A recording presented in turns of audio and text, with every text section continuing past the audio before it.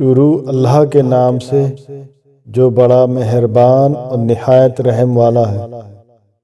عبداللہ بن مسعود رضی اللہ عنہ نے بیان کیا کہ میں رسول اللہ صلی اللہ علیہ وسلم کی خدمت میں حاضر ہوا۔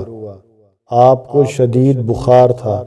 میں نے عرض کیا، یا رسول اللہ، آپ کو بہت تیز بخار ہے۔ نبی کریم صلی اللہ علیہ وسلم نے فرمایا کہ ہاں، مجھے تنہا ایسا بخار ہوتا ہے جتنا تم میں کے 2 آدمیوں کو ہوتا ہے۔ میں نے عرض کیا، یہ اس لیے کہ آپ کا ثواب بھی دوگنا ہے۔ فرمایا کہ ہاں، یہی بات ہے۔